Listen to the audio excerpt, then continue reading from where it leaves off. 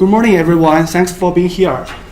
Attenuation estimation can often provide us with valuable information for reservoir characterization and lithology discrimination.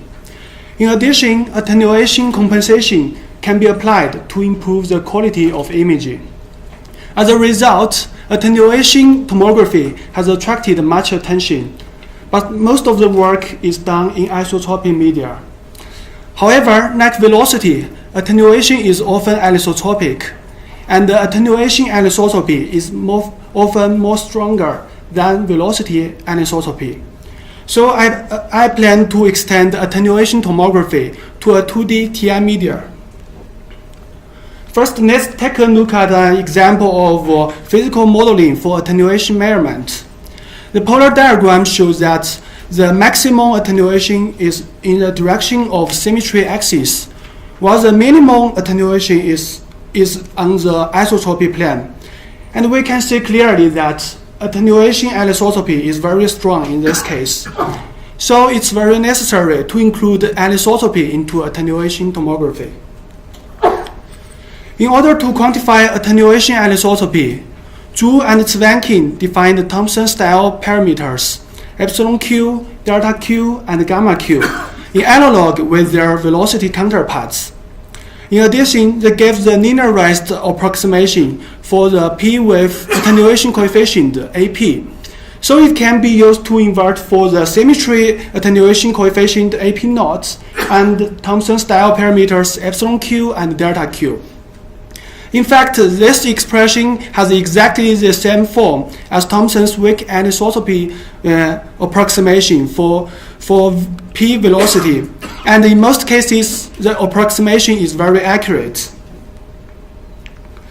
So, in order to include both heterogeneity and anisotropy, I plan to build this factorized VTI model. It consists of many irregular blocks.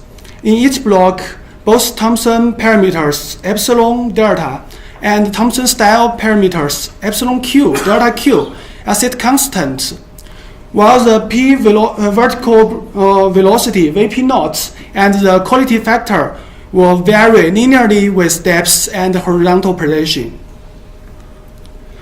The reflection data will be generated by applying Kirchhoff scattering integral and the summation of Gaussian beams following Shaker and Zwankin.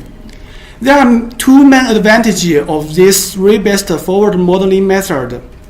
First, although it's a asymptotic method, it can generate quite accurate results with great efficiency. Second, during dynamic retracing, the Fourier derivative of the complex valued travel time will be computed, and it can be used directly for the future inversion. Since attenuation are strongly dependent on velocity, while its influence on velocity is often negligible.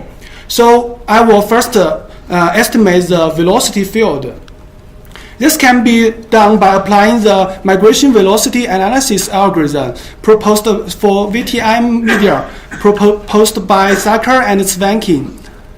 They found that the residual moveout for P event is mainly governed by four parameters: the animal, the vertical gradient Kz, the modified horizontal gradient Kx hat, and the unelliptical parameter eta.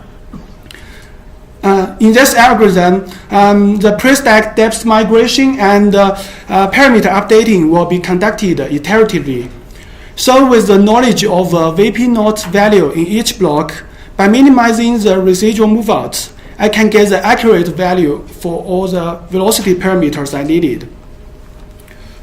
Before conducting the attenuation tomography, I also need an initial model from the near stripping.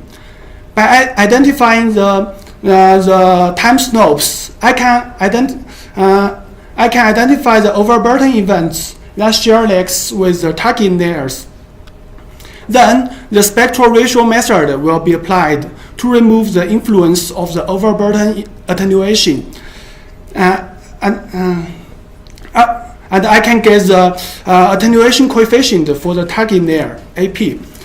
After that, AP0, epsilon q, and delta q will be computed by fitting this linearized approximation with different phase angles.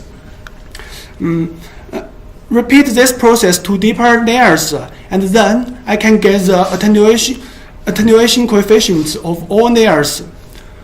However, since the layer stripping algorithm is restricted to the situation where the overburden is naturally homogeneous with the horizontal symmetry plane, which is not satisfied in my study. So this obtained attenuation coefficients are just the initial approximation, which need to be refined. So finally, based on the Born approximation, I will use the Cauchy-Newton method to update the obtained attenuation parameters iteratively, and finally get the refined attenuation coefficients.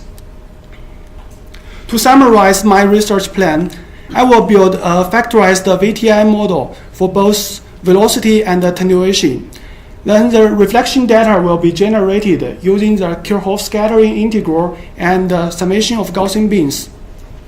Then the velocity field will be obtained by applying the migration velocity analysis algorithm, and the initial model can be obtained applying the layer stripping method. Finally, the attenuation coefficients will be refined using a linearized inversion scheme. I'd like to acknowledge Bharat Shekhar, Jyoti Bihura, John Stockwell, as well as all CWP faculty and students.